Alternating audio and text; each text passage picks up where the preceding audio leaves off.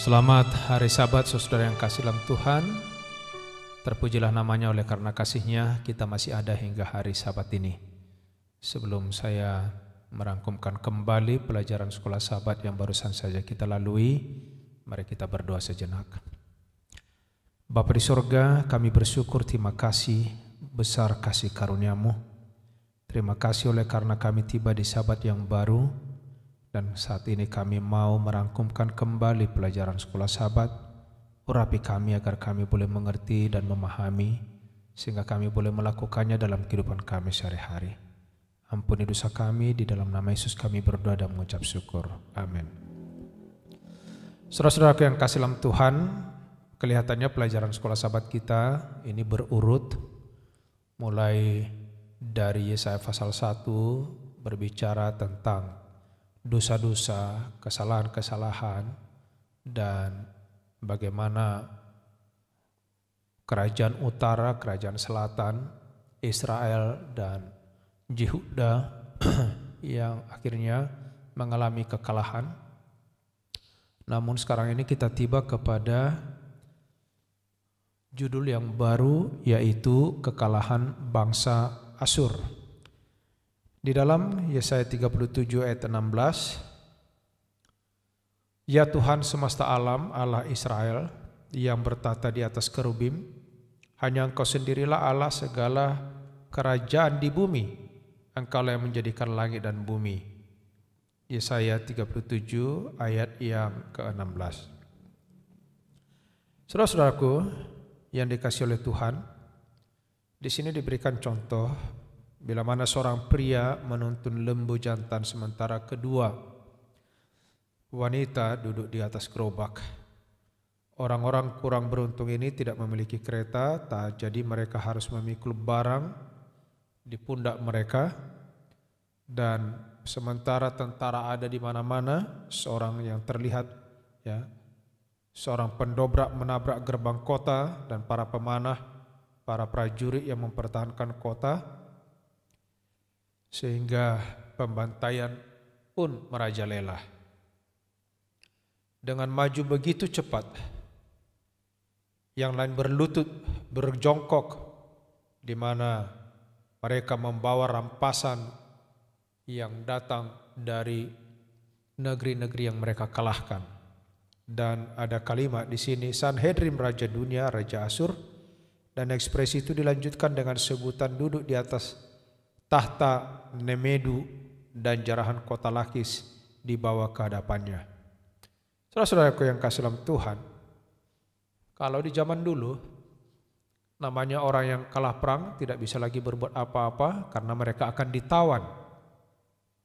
Mereka diperbudak dan kejamnya penindasan, penawanan, sehingga orang-orang yang dikalahkan itu, bangsa yang kalah itu akan tunduk di bawah penjajahan bangsa-bangsa yang menang.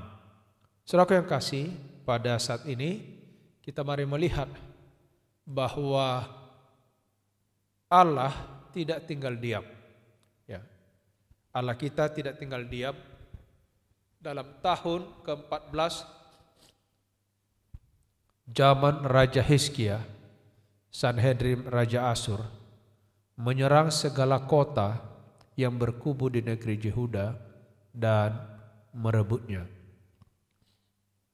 Namun dalam 2 Tawarikh pasal 32 ayat yang ke-5 sampai ke-8, dengan sekuat tenaga Hizkia membangun kembali seluruh tembok yang telah terbongkar, yang telah dikalahkan, dihancurkan oleh bangsa Asyur di zaman ayahnya, dan mulai mendirikan menara-menara di mana di atasnya, di atas tembok ini,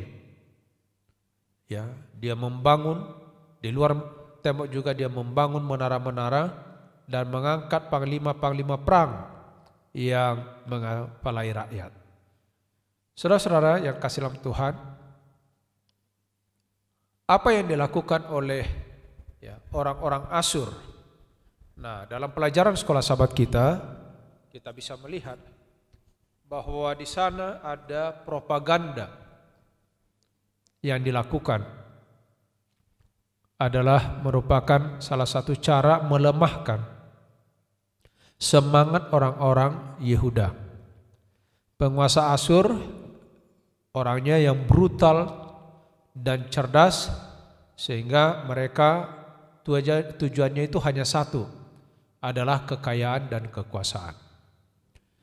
Untuk membuat argumen, mereka mengintimidasi bangsa Yehuda. Apa propaganda yang mereka katakan? Bahwa melalui Yesaya pasal 36, di sana ada disebutkan satu nama, yaitu Rabshakeh. Rabshakeh ini adalah salah satu utusan yang dibawa ke Yehuda. Kalau kita baca ayat yang ke-8 di dalam kitab Yesaya, apa dikatakan di sana? Yesaya pasal 38 ayat yang 36 ayat yang ke-8.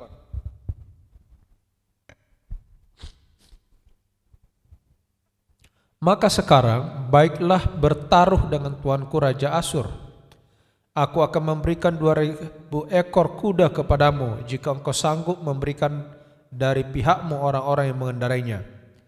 Bagaimana mungkin engkau memukul mundur satu orang perwira tuanku yang paling kecil, padahal engkau berharap kepada Mesir dalam hal kereta dan orang-orang berkuda.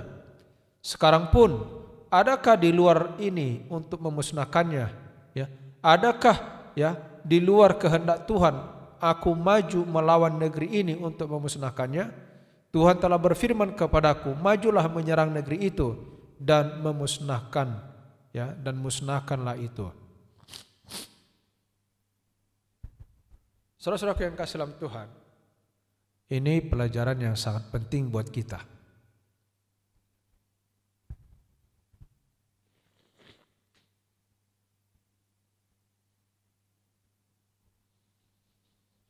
Mengapa?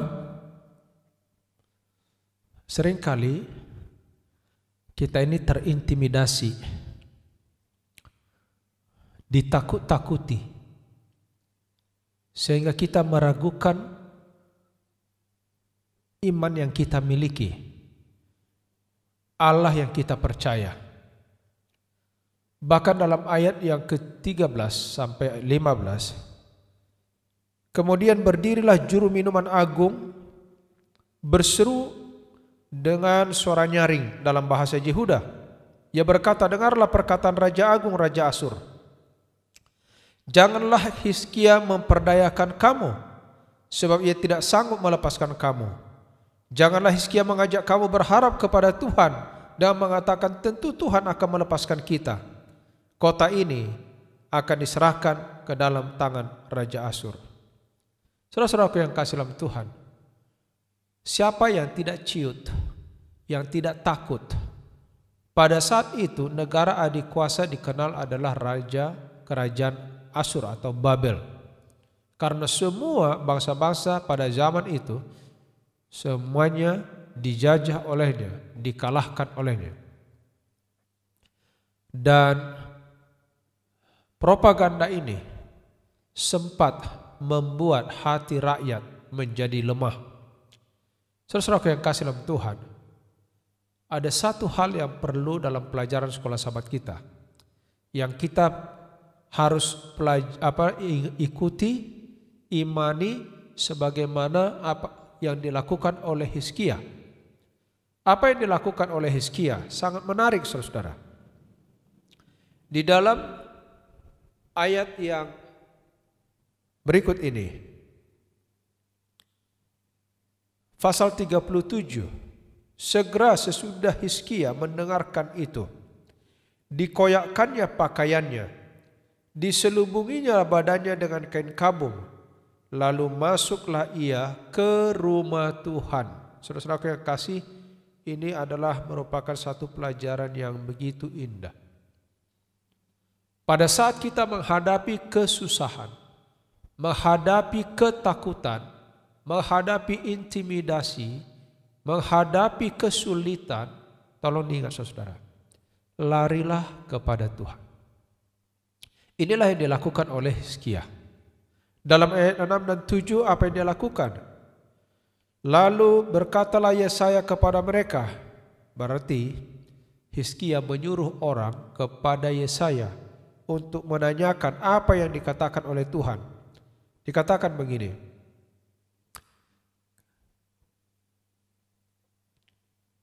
Ayat 6. Beginilah katakan kepada Tuhanmu. Beginilah firman Tuhan, janganlah engkau takut terhadap perkataan yang kau dengar yang diucapkan oleh budak-budak Raja Asyur untuk menghujat aku. Sesungguhnya aku akan menyuruh roh masuk ke dalamnya, sehingga ia mendengar satu kabar dan pulang ke negerinya, akan membuat dia mati rebah oleh pedang di negerinya sendiri. Saudara yang kasih dalam Tuhan, ini teringat saya kepada pengalaman kerajaan Yehuda juga di zaman Yosafat. Pada waktu Bani Amon, Bani Moab dan pegunungan Seir, orang-orang di pegunungan Seir mengepung kota, di mana saat itu Yosafat menjadi raja. Apa yang dilakukan? Baca 2 Tawarikh 20 saudara. Ini adalah merupakan satu rahasia bagaimana kita memiliki kemenangan, meraih kemenangan di saat-saat kesulitan yang besar. Yosafat pergi ke rumah Tuhan. Bahkan dia memberikan perintah supaya semua bangsa Yehuda, Israel, datang ke dalam rumah Tuhan untuk berdoa, bernyanyi. Dan tahu saudara hasilnya? Sama seperti apa yang dikatakan di sini. Di dalam tadi kata-kata Yesaya kepada pesuruh daripada Hizkia. Jangan takut. Oleh karena apa? Tuhan berfirman, aku akan membuat roh masuk ke dalamnya, sehingga ia mendengar suatu kabar pulang ke negerinya, membuat dia mati rebah oleh pedang di negerinya sendiri. Apa yang terjadi dalam 2 Tawarikh 20? Saudara yang kasih, Allah yang berperang. 3 bangsa di luar kota, mereka dibuat mendengarkan suara yang begitu riuh, membuat mereka masing-masing saling membunuh sampai tidak seorang pun yang hidup. Sehingga pada waktu orang Israel keluar, disuruh mata-mata mencari tahu keadaan di luar tembok, mereka melihat semua sudah menjadi mayat. Dan apa yang dilakukan? Tolong dibaca nanti 2 Tawarikh 20. 3 hari berturut-turut bangsa Yehuda, mereka menjarah barang-barang karena begitu banyaknya yang dimiliki oleh Bani Moab, Bani Amon dan pegunungan Seir. Saudara yang kasih dalam Tuhan, itulah sebabnya Hizkia memberikan satu kekuatan. Di dalam 2 Tawarikh pasal 32 ayat 7 dan 8.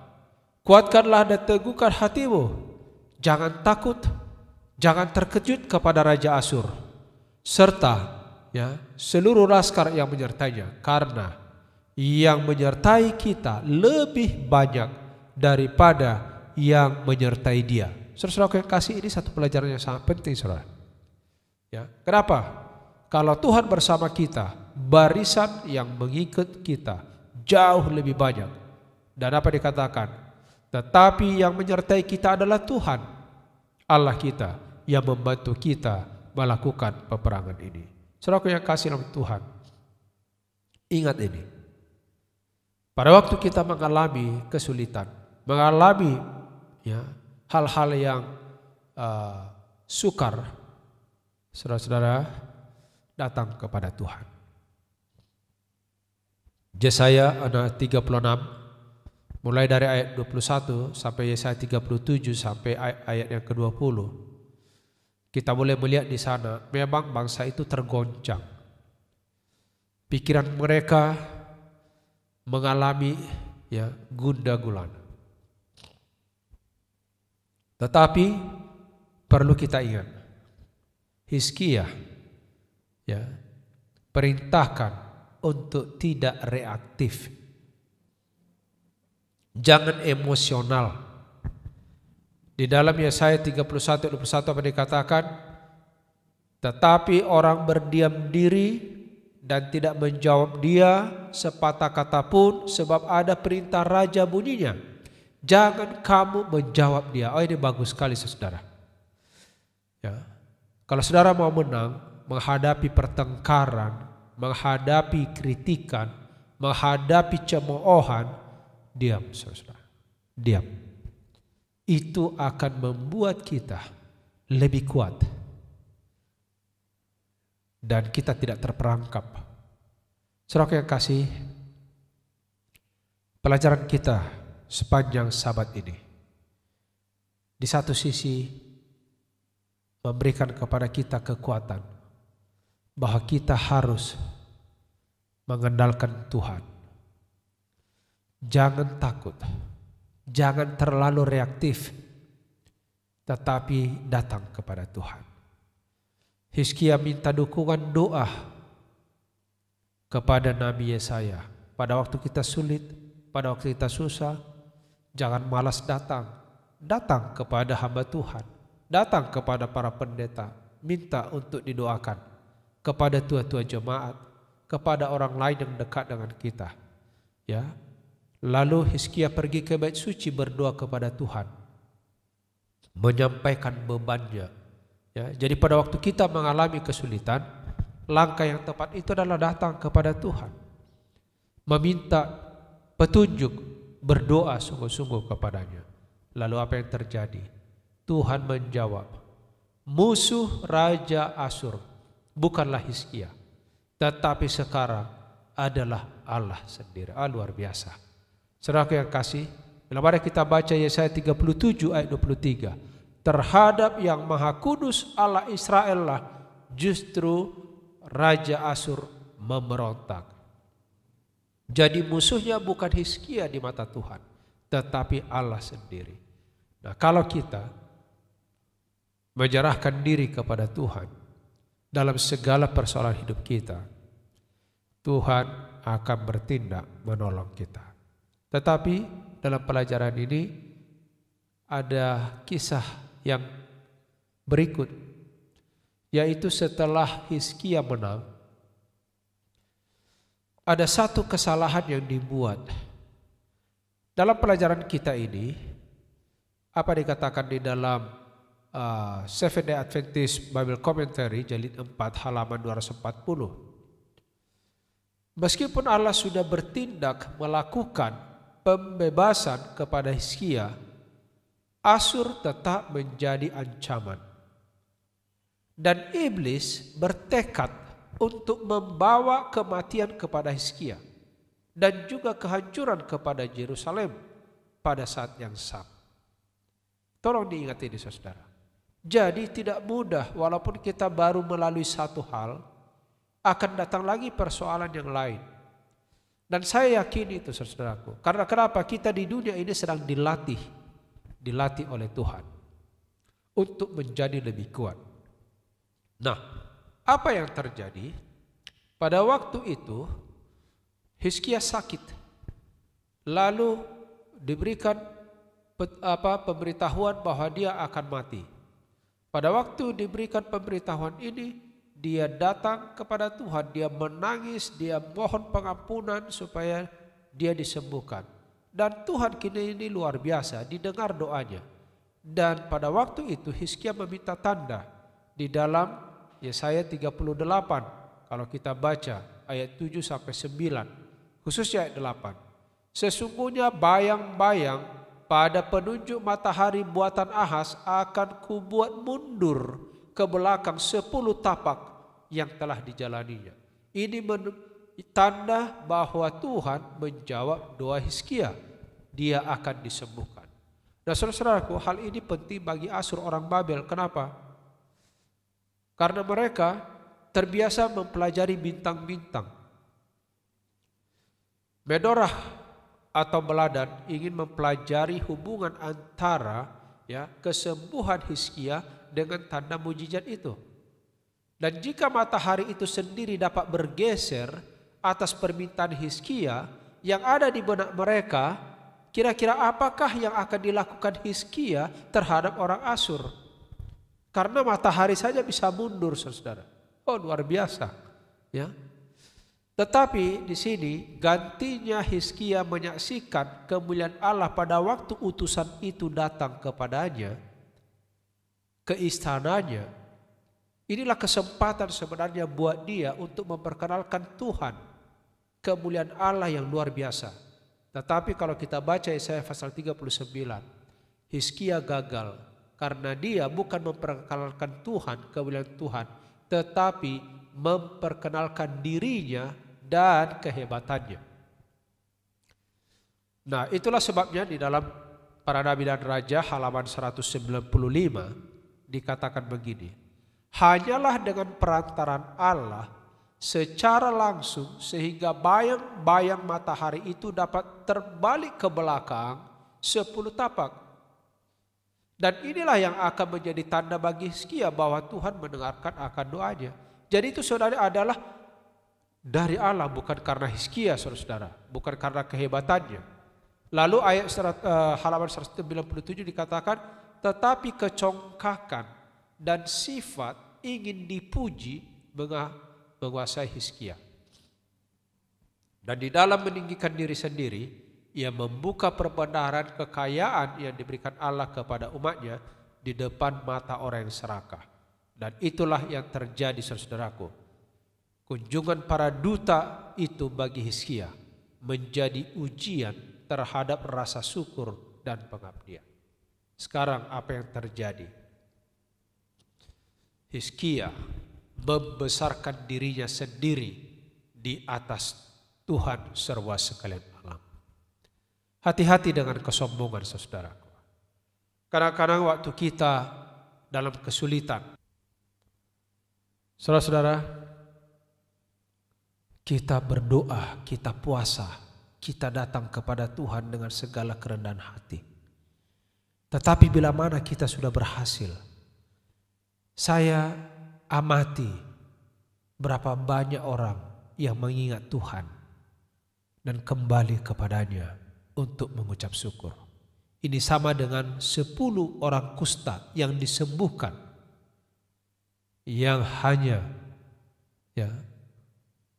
1 atau 2 orang yang kembali untuk memberitakan bahwa mereka sudah disembuhkan.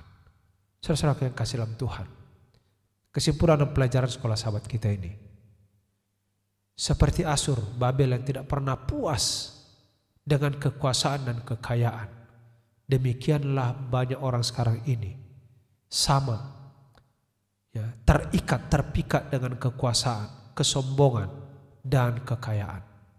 Yang kedua, bahwa sering sekali orang sekarang membuat propaganda untuk menakut-nakuti, untuk mengintimidasi umat-umat Tuhan. Saudaraku, jangan takut. Firman Tuhan katakan bahwa Allah akan menyertai kamu. Allah yang akan berperang bagi kamu. Ingat, iblis terus mengejar, mencelakakan manusia dengan kesombongan, dengan ingin dihormati, dengan mementingkan diri, memuliakan dirinya sendiri, gantinya memuliakan Tuhan. Oleh sebab itu, mari jangan sampai kita jatuh.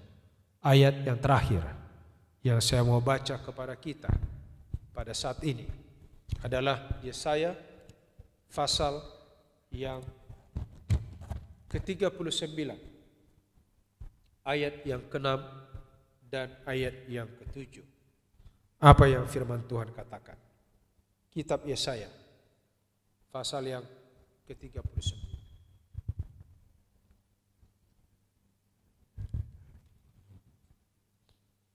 Inilah firman Tuhan.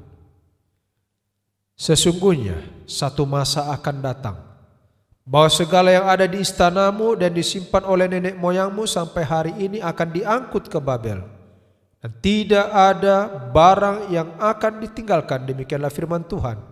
Dan dari keturunanmu yang akan kau peroleh akan diambil orang untuk menjadi sida-sida di istana Babel. Akibat kesombongan, akibat memuliakan diri. Ingat saudaraku, apa yang ditunjukkan oleh Hizkia kepada utusan dari Babel, semua diangkut ke Babel. Biarlah ayat ini terngiang terus di hati kita, agar kita tidak mementingkan diri, agar kita tidak menyombongkan diri, agar kita tidak mengambil kemuliaan Tuhan itu menjadi kemuliaan kita sendiri. Dengan demikian, saudara-saudara, kita akan menjadi Hizkia yang awalnya yang percaya kepada Tuhan, merobohkan kuil-kuil, menghancurkan yang namanya tidak menghormati Tuhan, tetapi jangan ikuti dia di dalam menyombongkan diri setelah dia sembuh. Inilah menjadi nasihat baik kita, sehingga kita melihat bagaimana Tuhan menghancurkan Asyur, mengalahkan Asyur pada saat itu di hadapan Hizkia. Namun saudara-saudaraku, itu belum selesai. Kita sekarang sedang berada di dunia yang sedang berkecamuk. Pertarungan belum selesai. Mari kita tetap setia. Inilah doa dan harapan saya. Kita bersatu dalam doa. Bapa di sorga, terima kasih. Biarlah pelajaran yang kami dapatkan pada sepanjang minggu ini, kami belajar untuk mengandalkan Tuhan, menjauhkan kesombongan, terlebih mementingkan diri, dan mengambil kemuliaan Tuhan menjadi kemuliaan kami. Biarlah namamu yang dimuliakan, namamu yang ditinggikan dalam semua kesuksesan yang kami alami di dunia ini. Ampuni kami ya Bapa dari segala dosa kami, sehingga apapun yang kami lakukan, biarlah hanya untuk kepujian dan kemuliaan nama Tuhan. Dalam nama Yesus kami berdoa dan mengucap syukur. Amin.